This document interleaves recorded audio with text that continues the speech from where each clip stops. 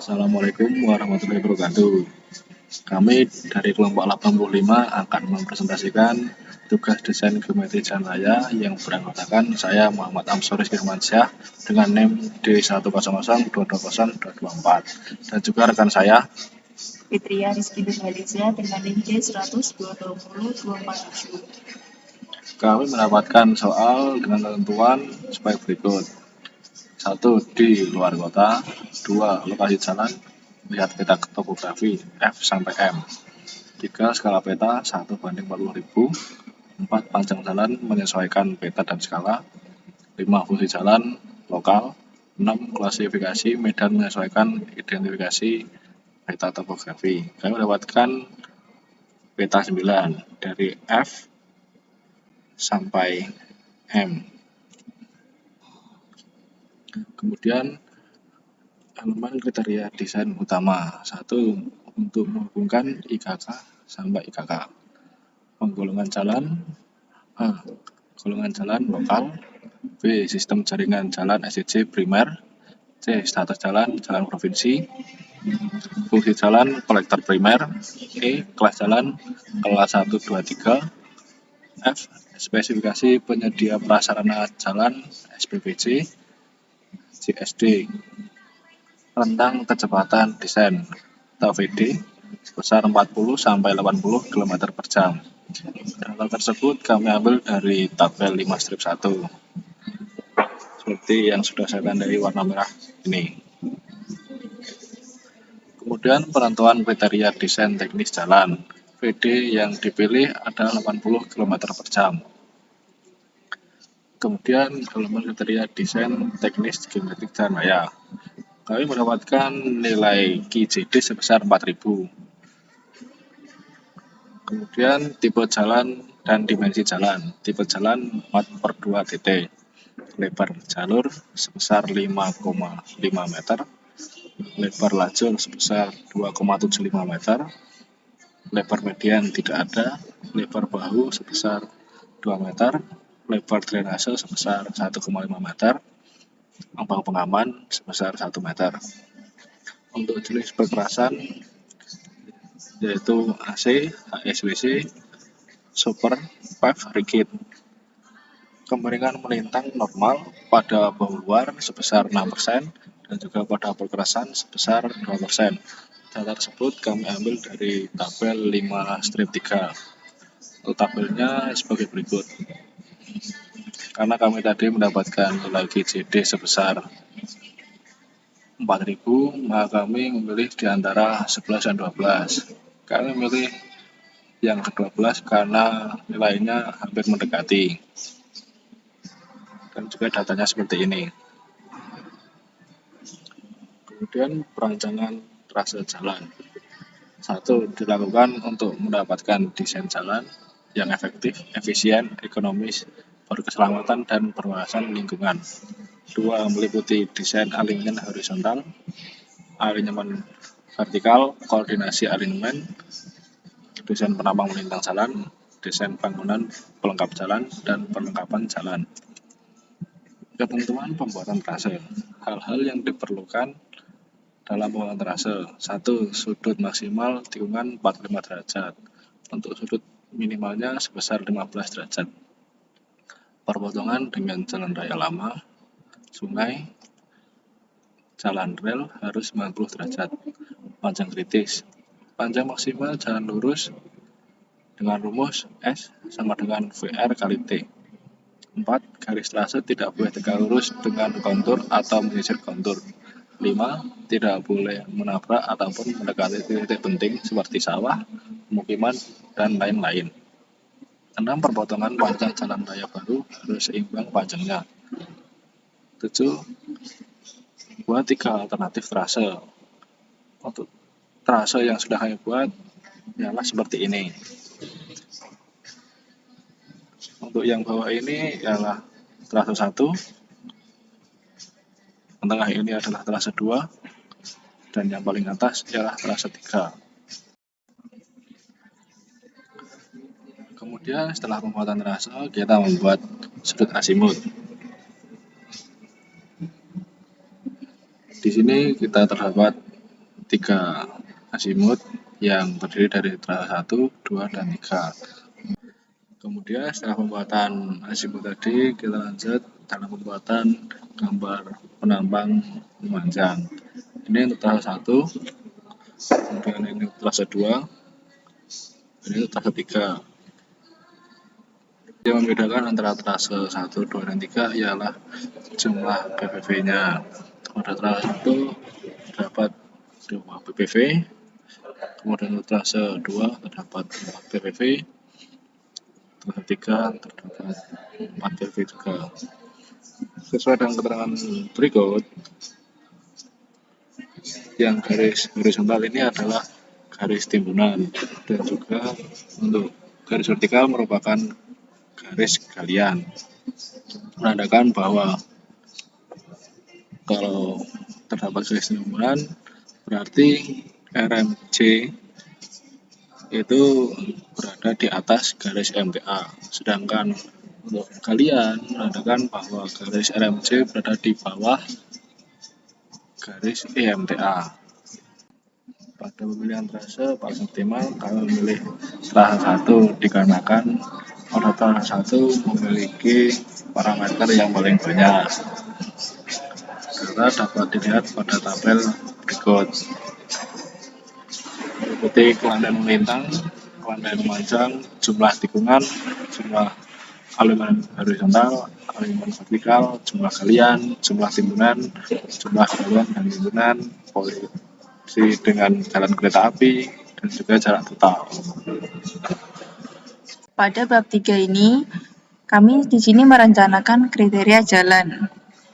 Dikarenakan P kami sudah diketahui di awal yaitu 80 km per jam, jadi kita tinggal menyesuaikan pada tabel referensinya. 1. Jarak pandang henti, yaitu dengan nilai kriteria 130 tertera pada tabel 5.11. Karena kan jalan kami datar, jadi kami mengambil nilai 130. Nomor 2, panjang lengkung horizontal minimum R-min dengan nilai kriteria 280 meter, tertera pada tabel 5.18, yaitu ini. 3. Emax, nilai kriteria 4% pada tabel 5.18, yaitu yang di atas ini. Nomor 4, radius lengkung horizontal maksimum dengan nilai kriteria 379 meter. Referensi tabel 5.17, yaitu di sini. Nomor 5, lengkung peralihan dengan nilai kriteria 44 meter tertera pada tabel 5.41, yaitu di sini. Nomor 6, V tempuh rata-rata dengan nilai kriteria 70 meter dengan tabel 5.20, yaitu VD 80, nilai tempuhnya 70. 7. Kelandaian memanjang maksimum dengan nilai kriteria 6% tertera pada tabel 5.48,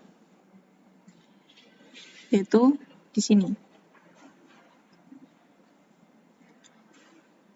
Nomor 8, panjang kelandaian kritis dengan nilai kriteria 350 meter pada tabel 5.49, di sini. Nomor 9, yaitu kontrol desain untuk lengkung vertikal cembung berdasarkan JPH dengan nilai kriteria 26, tertera pada tabel 5.55, yaitu ini, dengan nilai 26. Kontrol desain untuk vertikal cembung berdasarkan JPM dengan nilai kriteria 70, tertera pada tabel 5.56, yaitu ini, Nomor 11, kontrol desain untuk lengkung vertikal cekung dengan nilai kriteria 30 tertera pada tabel 5.57. yaitu ini. Selanjutnya, alinyemen horizontal. Yang pertama, desain suatu alinyemen horizontal yaitu pada peta berupa garis-garis lurus yang berpotongan di titik-titik tertentu. Yang pertama, dalam menentukan alinyemen horizontal yaitu tentukan panjang bagian lurus atau LL. Untuk setiap PI ditetapkan radius tikungan RC. Yang kedua, panjang lengkung tikungan LC, panjang lengkung peralihan LS. Yang selanjutnya, LL kurang dari 2,5 menit dikali VD. LC kurang dari 6 detik dikali VD. LS kurang dari setengah kali 6 detik kali VD. Pada tahap selanjutnya, menentukan P. P dengan rumus LS kuadrat diper 24 RC lebih dari 0,25. Apabila di sini pada alinyemen horizontal kita terdapat dua tipe, yaitu SCS dan FC. Apabila nilai P lebih dari 0,25 meter, yaitu menggunakan SCS. Apabila nilai P kurang dari 0,25 meter, kita menggunakan FC. Di sini, karena nilai kami kurang dari 0,25 meter, maka kami menggunakan tipe FC. Ini bukti nilai kami kurang dari 0,25. Artinya tidak memenuhi untuk menggunakan syarat SCS, jadi kami menggunakan tipe FC. Syarat lengkungnya LL kurang dari 2,5 menit dikali VD. Hasilnya 2,4 kurang dari 3,33, memenuhi. LC sama dengan sama dengan 2 kali TC. Hasilnya 235,148 kurang dari 247,976, memenuhi. LS kurang dari 0,5 kali 6 detik kali VD, hasilnya 33 kurang dari 6,66, memenuhi. Ini adalah detail gambar diagram elevasi tikungan 1 FC. Dengan nilai R sama dengan 300 meter, LS 33 meter. Ini didapat dari tabel 5.40. Karena VR kami adalah 80, jadi kita mendapatkan nilai LS 33 dan nilai R sama dengan 300. Pada tikungan selanjutnya, karena memiliki R dan LS yang sama, yang membedakan pada setiap gambar adalah sudut dari gambar tersebut. Pada tikungan 2 memiliki sudut 22,53, jadi untuk gambar kurang lebih seperti ini. Dan pada diagram elevasi tikungan 3 memiliki sudut 32,24, untuk gambarnya seperti ini. Dan pada diagram elevasi tikungan 4 dengan sudut 30,81, kurang lebih untuk gambarnya seperti ini. Pada gambar diagram elevasi tikungan 5 dengan sudut 27,01, kurang lebih untuk gambarnya seperti ini. Ini untuk diagram super elevasinya pada tikungan 1. Selanjutnya, gambar diagram super elevasi tikungan 2 kurang lebih seperti ini. Gambar diagram elevasi tikungan 3 kurang lebih seperti ini.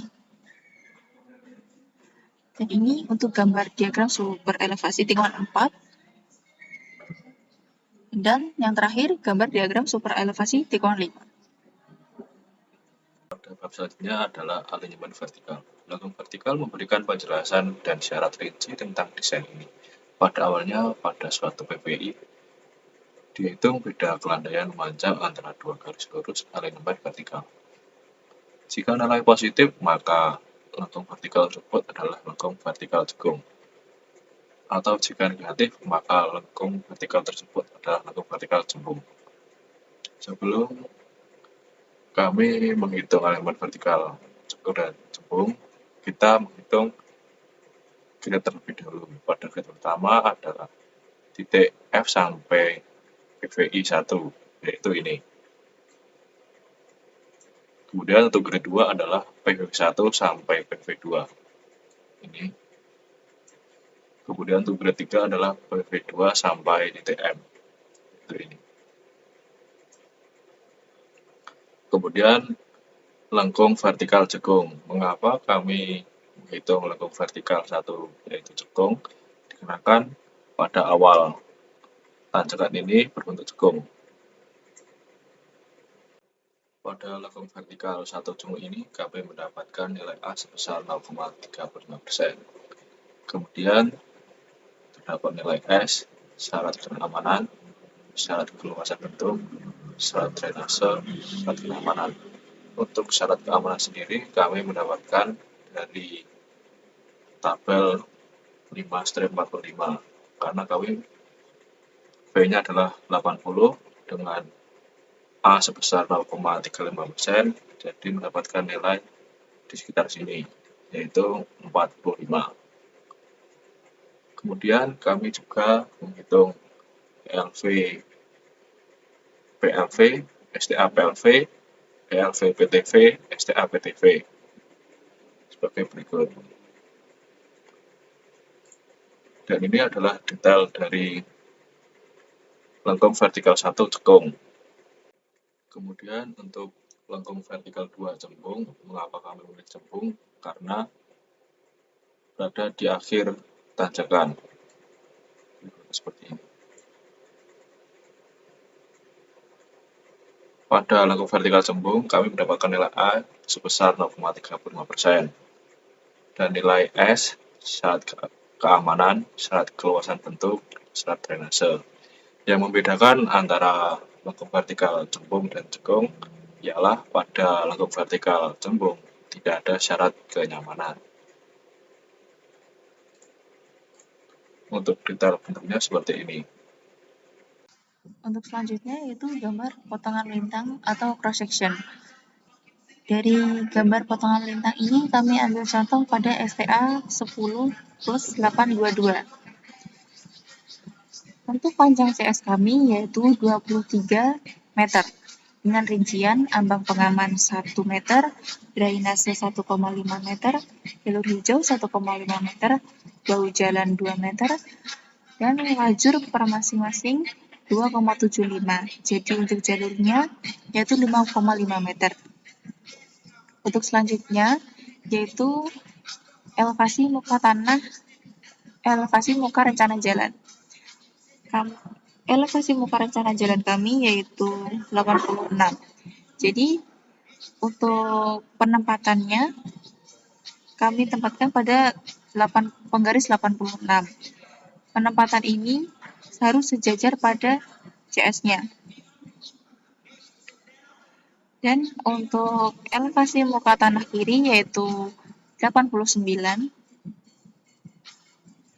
Dan elevasi muka tanah kanan yaitu 89. Apabila tinggi RMJ ini di bawah muka tanah asli kanan kiri, itu galian. Apabila tinggi RMJ itu, tadi timbunan. Apabila tinggi RMJ di atas muka asli tanah kiri kanan yaitu galian. Untuk arsirannya terlampir ini. Ini adalah untuk arsiran timbunan dan ini untuk arsiran galian. Sekian presentasi dari kelompok 85. Untuk kurang lebihnya mohon maaf. Assalamualaikum warahmatullahi wabarakatuh.